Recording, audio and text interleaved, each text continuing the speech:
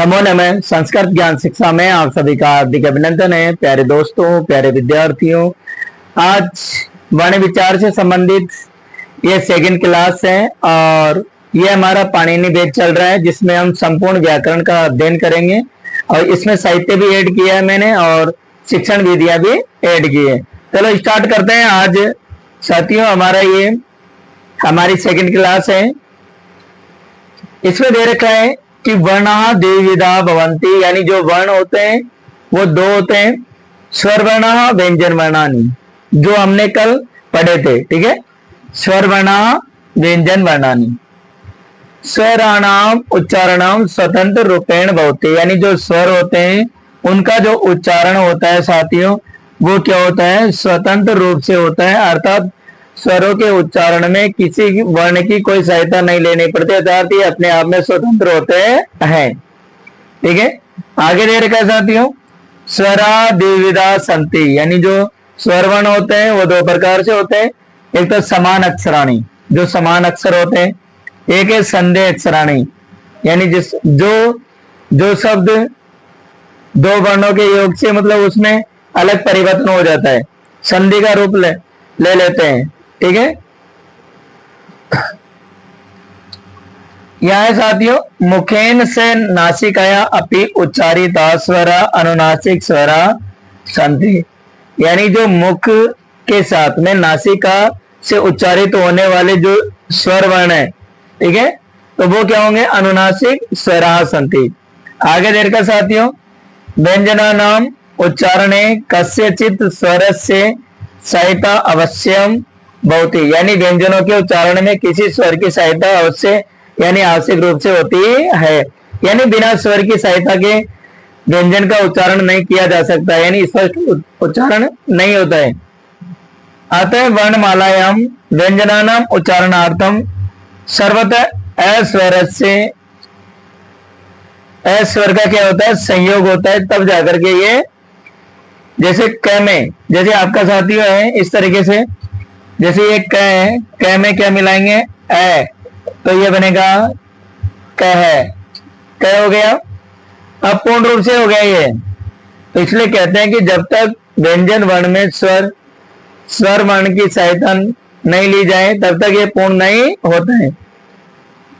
आगे दे रखा है, स्वर यानी अच, जो वर्ण किसी अन्य वर्ण की सहायता के बिना ही बोले जाते हैं उन्हें स्वर वर्ण कहते हैं, यानी स्वर वर्ण क्या होते हैं, अपने आप में स्वतंत्र होते हैं साथियों, जो किसी भी वर्ण की सहायता के बिना ही बोले जाते हैं। ठीक है, स्वर के तीन भेद होते हैं, एक तो ऋसु होता है जो लघु होता है, एक दीर्घ होता है और एक प्लुत होता है। ठीक है, तो पहला है साथियों ऋसु स्वर है।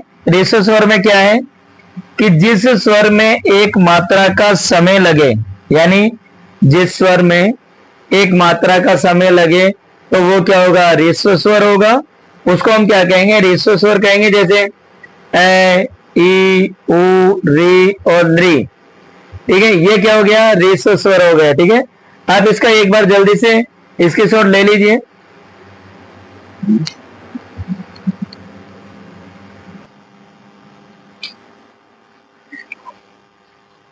आगे देखना साथियों, यहां दे रखा है कि दीर्घ स्वर, यानी पहले हमने पढ़ा था कि ऋस्व स्वर जिसमें एक मात्राओं का समय लगे तो वो क्या होंगे, ऋस्व स्वर होंगे, लेकिन यहाँ अब हम पढ़ने जा रहे हैं दीर्घ स्वर, जिस स्वर के उच्चारण में दो मात्राओं का समय लगे, यानी जिस स्वर के उच्चारण में दो मात्राओं का समय लगे तो उसे हम दीर्घ स्वर कहते हैं। क्या कहते हैं साथियों, दीर्घ स्वर कहते हैं, यानी जिस स्वर के उच्चारण में दो मात्राओं का समय लगे उसे हम दीर्घ स्वर कहते हैं।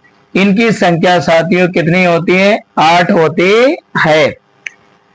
देखिए, आ, आई, औ, री, ए, आई, ओ और औ, कितनी हो गई, 8। अब हम बात करते हैं साथियों थर्ड नंबर पे प्लुप्त स्वर। इसमें क्या होगा कि जिस स्वर के उच्चारण में 3 या उससे अधिक मात्राओं का समय लगे, यानी जिस स्वर के उच्चारण में 3 या उससे अधिक मात्राओं का क्या लगे, समय लगे, तो वहां साथियों क्या होगा, उसे हम प्लुप्त स्वर कहते हैं। जबकि किसी व्यक्ति को दूर से पुकारते हैं, जैसे हे कृष्ण है यहाँ आओ, यानी हे कृष्ण यहाँ आओ, हे मोहन यहाँ आओ, अरे इधर आओ, ठीक है, तो क्या हो जाएगा साथियों यहां पर, यही कृष्ण है अत्र गोश्चरती, अरे कृष्ण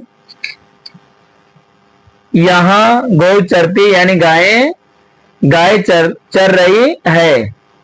तो देखिए यहां क्या अब होगा अनुनासिक, जो नासिका मुख के साथ साथ में नासिका से भी बोले जाने वाले जो स्वर वर्ण होते हैं वो क्या होते हैं, अनुनासिक स्वर होते हैं। देखिए जिस स्वर के उच्चारण में मुख के साथ नासिका की सहायता ली जाती है उसे हम अनुनासिक कहते हैं, अर्थात ए इत्यादि।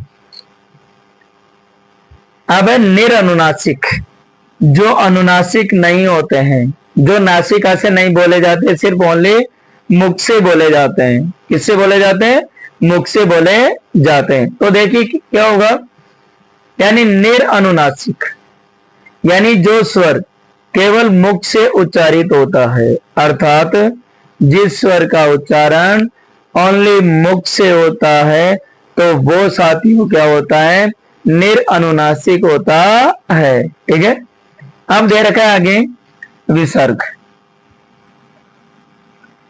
इसका उच्चारण किंचित है कि सदृश किया जाता है, यानी जो विसर्ग है, जैसे कहते हैं ना मोहन है, हिंदी में क्या होगा मोहन, लेकिन संस्कृत में क्या होगा मोहन है, सुरेश है, आदित्य है, आयुष है, यानी इस प्रकार है। इसमें क्या होता है कि विसर्ग का क्या होता है कि एके सदृश यानी समान ही, यानी एके समान ही क्या किया जाता है, उच्चारण किया जाता है। जैसे देखे सोहन है, आदित्य है, गुरु हूं। अब है साथियों संयुक्त व्यंजन, क्या होगा, संयुक्त व्यंजन, जो व्यंजनों के संयोग से बने, यानी दो, यहां क्या होगा साथियों, दो व्यंजनों के संयोग से बने वर्ण को क्या कहते हैं, संयुक्त व्यंजन कहते हैं। यानी संयुक्त व्यंजन उसे कहते हैं जो वर्ण दो व्यंजनों के संयोग से बनता है, उसे हम संयुक्त व्यंजन कहते हैं। अब देखना संयुक्त व्यंजन में साथियों क्या होगा, एक तो देखिए क और स से क्या बनेगा, स बनेगा, और छ और त और र से क्या बनेगा, त्र बनेगा, और ज और य से क्या बनेगा, गे बनेगा। यानी इस तरीके से ये हमने देखे आज वर्ण विचार हमने कंप्लीट किया है, और कल हम संज्ञा प्रकरण लेंगे जिसमें उच्चारण स्थान पढ़ेंगे और प्रयत्न पढ़ेंगे। ठीक है, जो यत्न होते हैं ना, आभ्यंतर प्रयत्न, ठीक है, यानी आभ्यंतर और बाह्य प्रयत्न पढ़ेंगे। ठीक है, कल हम संज्ञा विधायक जो सूत्र हैं वो भी हम पढ़ेंगे। ठीक है, तो साथियों शाम 8 बजे डेली क्लास अपलोड हो जाती है, शाम 8 बजे देखना ना भूलें। आगे भी हम इसी तरीके से क्लासें कंटिन्यू जारी रखेंगे। यदि साथियों आप मेरे चैनल पे नए हैं तो मेरे चैनल को लाइक शेयर और सब्सक्राइब करना ना भूलें। देखिए यदि आपके एक लाइक और शेयर करने से और सब्सक्राइब करने से आपका कुछ भी नहीं जा रहा है, तो आप ये देखिए यदि कहीं ना कहीं आप क्लास देख रहे हैं तो आप चैनल को सब्सक्राइब जरूर करें। मिलते हैं साथियों अगली क्लास में, अगले वीडियो में। तब तक के लिए जय तु भारतम, जय तु संस्कृतम।